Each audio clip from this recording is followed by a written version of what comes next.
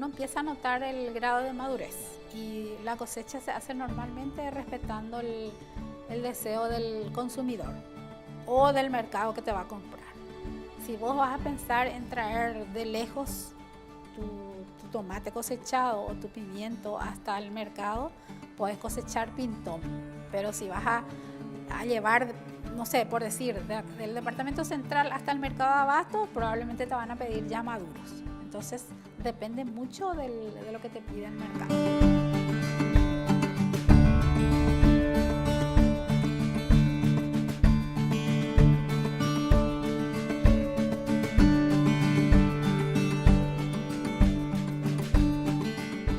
El horticultor moderno debe tener en cuenta, antes de sembrar, cuál es la variedad de verdura que quiere el mercado, cuál es la semilla que más le conviene, qué manejo tiene esa variedad y qué tipo de suelo requiere. Una vez establecidas estas variables, identificar el tipo de presentación que quiere el consumidor y dónde va a realizarse la venta, ya que cada punto tiene sus requerimientos. Pues no es lo mismo vender en el mercado de abasto que en un supermercado o un puesto especializado, como ocurre en otros países que son solamente verdulerías y fruterías, donde la calidad del producto y los precios son diferenciados.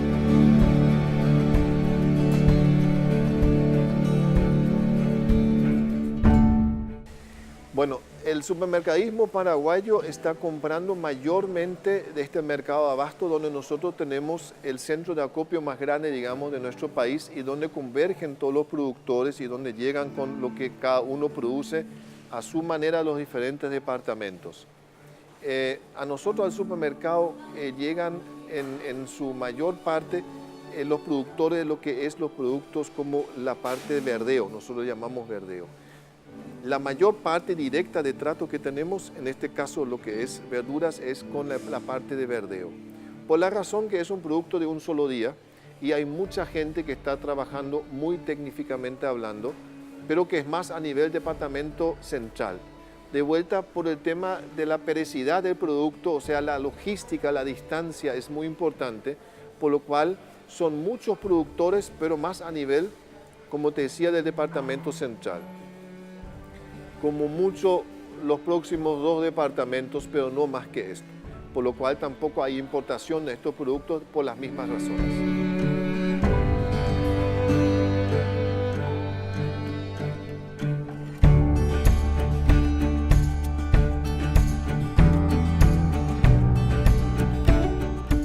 Todo lo expuesto anteriormente permitirá el desarrollo del abastecimiento a los mercados locales y el auge de la exportación, mediante mejores técnicas de cultivo y programas de producción.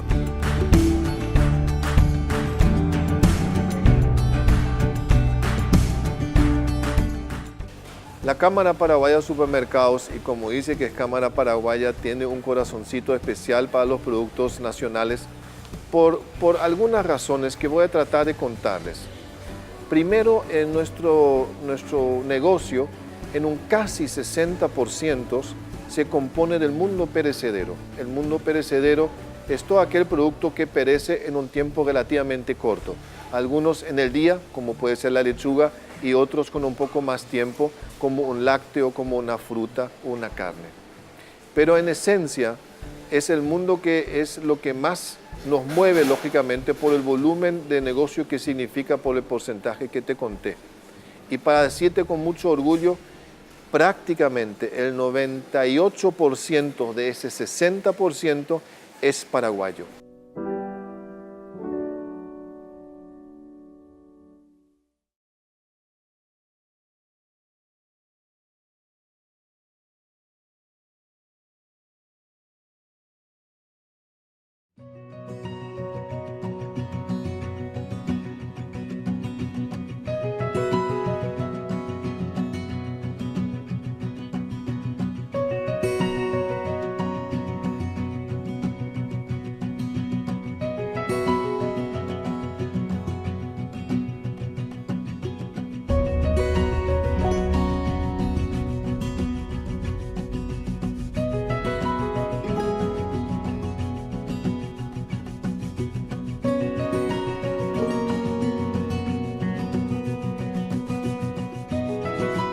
La lechuga, cuyo nombre científico es Lactuca sativa, es una de las verduras de hoja verde que más consumimos, especialmente en las dietas de adelgazamiento, aunque se recomienda a todo tipo de personas por sus beneficios nutricionales.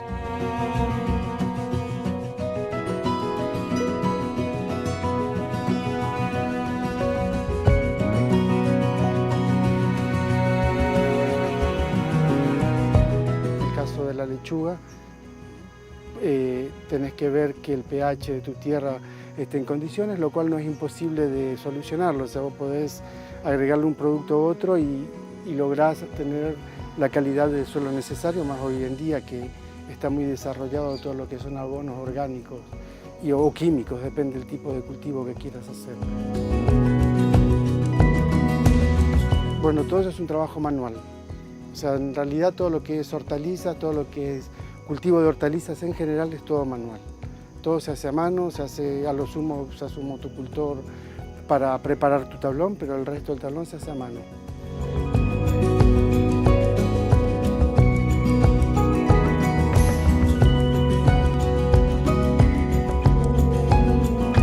Se cree que es originaria de Asia y actualmente se cultiva en todo el mundo, aunque los griegos ya lo hacían hace más de 2000 años.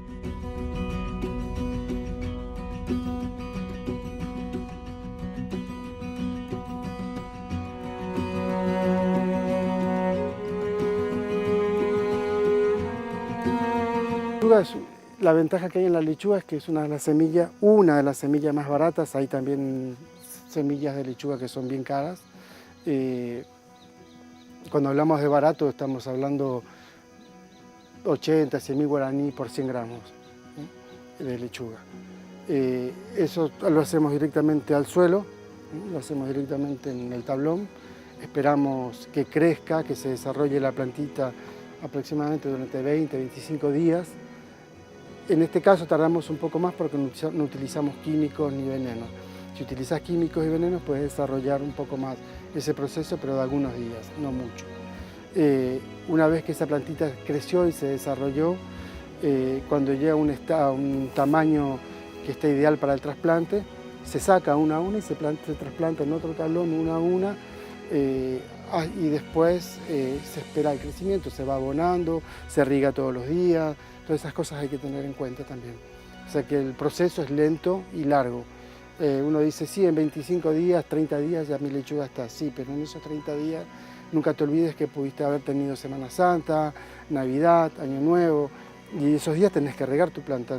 Si vos le decís a tu plantita, mañana es Navidad y no te voy a regar, con los 40 grados que tenemos como mínimo, sí, pasado mañana no tenés más lechuga. O sea, se murió, todo se murió. En esa época se riegan hasta 4 o 5 veces por día. Entonces, la infraestructura que necesitas para producir es grande, es importante. O sea, la inversión inicial es importante. Y después está la parte de la distribución y la venta, que ya es otro problema. O sea, vivimos en un país donde le damos muy poca importancia a todo lo que es la alimentación.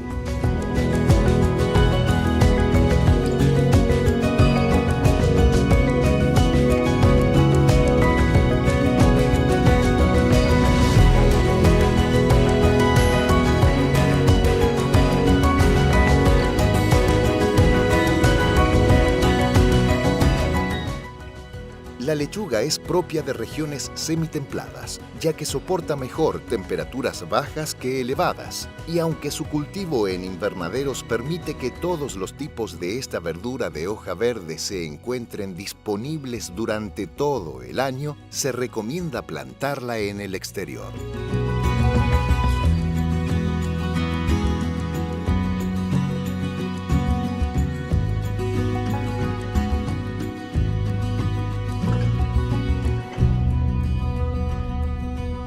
El trasplante se hace uno a una, se va quitando la lechuga del tablón inicial, donde tenés tu semillero, y una a una trasplantas en otro tablón, donde va a tener un proceso aproximadamente de 28-30 días. Pueden ser menos o pueden ser más, de acuerdo al tipo de producción que vos tengas, ya sea con o sin veneno, o con químico o sin químico. pero la diferencia son 5 días aproximadamente, no mucho más. Y la distancia entre plantas, por ejemplo, en un tablón de 1,10 m pones 6 plantitas, y eso también varía, pero en esta época puedes poner 6 plantitas en línea cada 20 centímetros, 15 centímetros.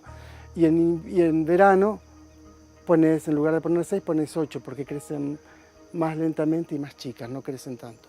Y en verano crece más, entonces lo que la planta necesita es espacio para crecer mejor. O sea, la densidad siempre es importante en tu trasplante.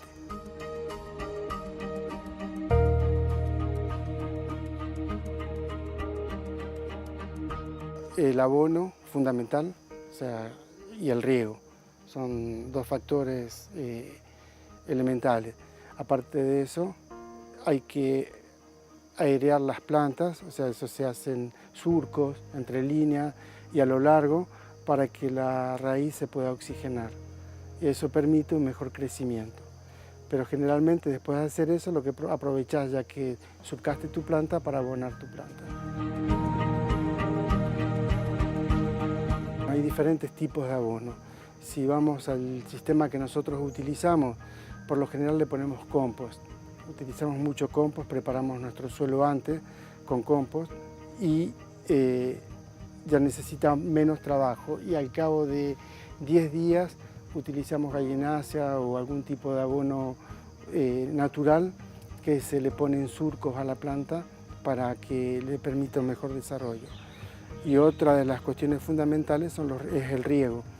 Regar mucho y depende de qué época. En verano se riega mucho más, puedes llegar a regar hasta 6 veces por día. Nosotros inclusive hasta de noche regamos en verano, porque es cuando la planta tiene menor estrés, hace menos calor, entonces la planta aprovecha más y nos pasamos la noche regando. Y si no, de día, con el calor que hace, sí, por lo menos 4 o 5 veces. Y en invierno un poco menos, 2 veces o 3, depende del clima y las lluvias. Hay diferentes formas, puedes hacer con manguera o automático. Nosotros tenemos un sistema, tenemos los dos en realidad. Hay lugares donde es más complicado acceder, entonces ahí tenemos con manguera, y en otros lugares tenemos con riego automático. El más efectivo es a manguera, porque el automático muchas veces de acuerdo al viento, si el viento está fuerte, no está fuerte, si hay viento, no hay viento, hay sectores que no riega y tenés que terminarlos a mano. ¿Y ya con aspersores? Nosotros utilizamos más que aspersores, son unas mangueras que hacen un tipo de llovizna para que la planta no sienta la caída del agua, entonces es mucho más suave como riego.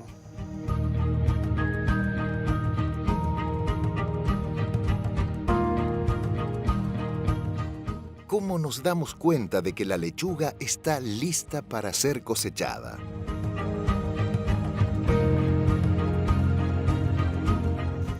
Vos te das cuenta que la lechuga está lista para ser cosechada por su tamaño fundamentalmente o el tiempo que vos sembraste.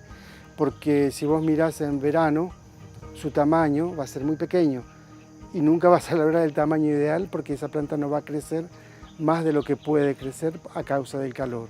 Entonces lo que vos calculás y te das cuenta es el tiempo que estuvo en el suelo. Al cabo de 30 días como máximo, vos tenés que cosechar esa lechuga. O si no te das cuenta porque se empieza a levantar o porque si no después es muy amarga. Entonces tampoco podés excederte en el tiempo para dejarla crecer más. O se levanta, la lechuga simplemente se levanta por una cuestión de subsistencia, para salvaguardar su procreación. ¿Por qué se levanta? Se levanta para crear una semilla, para hacer una flor y esa flor da una semilla. Esa semilla lo que va a servir es a volver a reproducirse, pero eso lo hace de una forma natural la planta, por eso que se levanta. Entonces vos te das cuenta por el tiempo y el tamaño, ¿no? En verano, en invierno.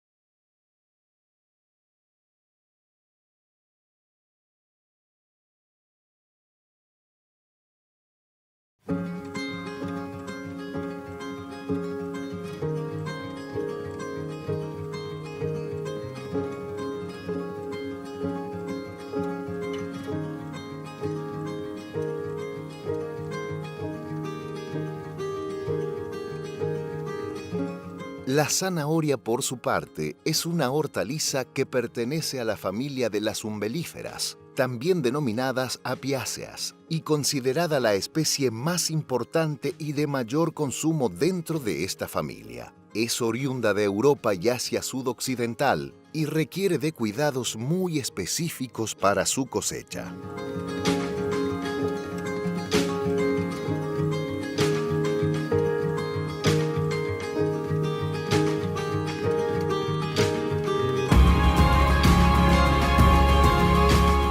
Primeramente se debe tomar en cuenta el tipo de suelo que se va a trabajar y también el cultivo anterior que estuvo establecido.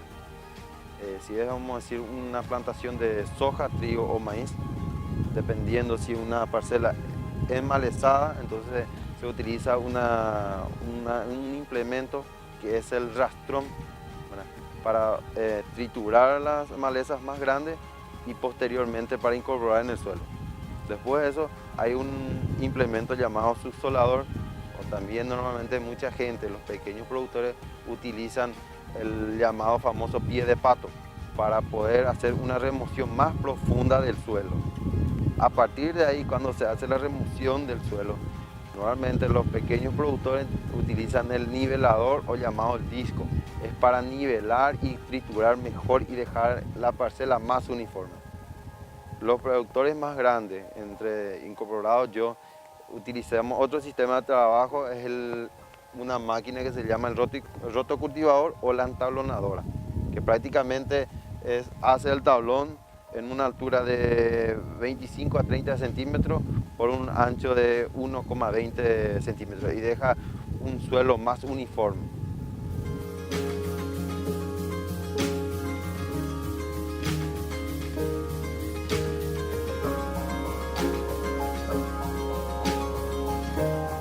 ¿Qué otros cuidados hay que tener en cuenta para lograr una buena cosecha de zanahoria?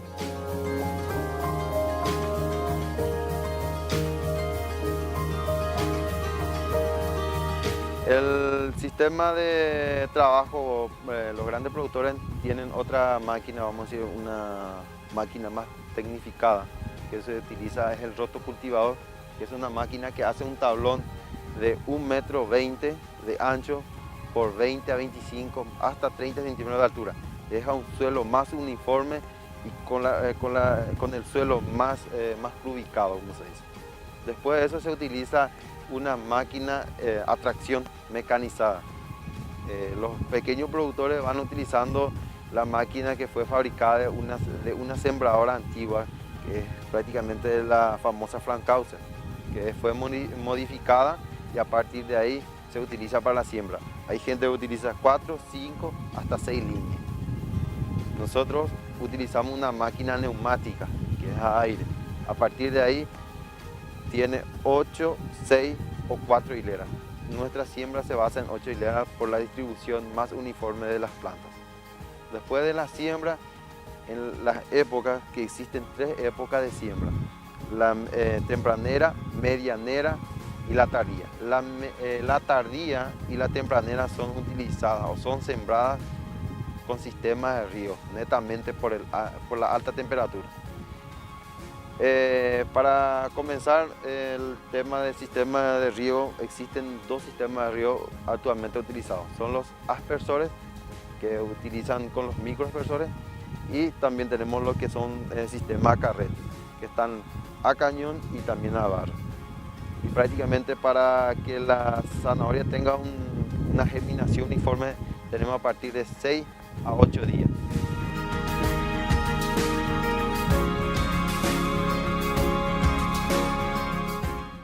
Las plantaciones de zanahoria, como todo cultivo, necesitan de un clima óptimo para concretar excelentes resultados. Durante el primer año de vida desarrolla la raíz, que contiene una rica reserva en carbohidratos, algo que le permitirá sobrevivir en las bajas temperaturas invernales.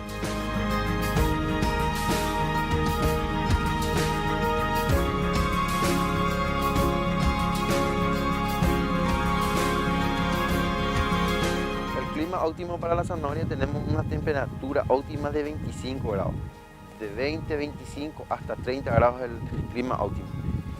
A partir de 35 grados en adelante, la zanahoria crea una raíz, vamos a decir, más corta y más desuniforme. Cuando la temperatura baja por debajo de los 15 grados, tenemos una zanahoria más fina y más alargada.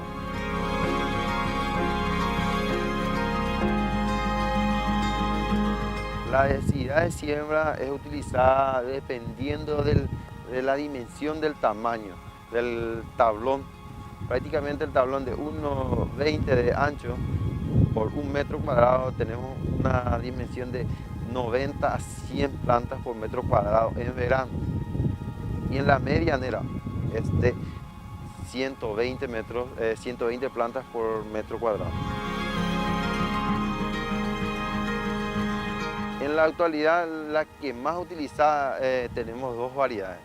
En la variedad tempranera y la variedad tardía utilizamos la variedad Brasilia. Y en la medianera utilizamos la variedad sin curoda, o la famosa curoda como la gente lo llama, pero es la curoda.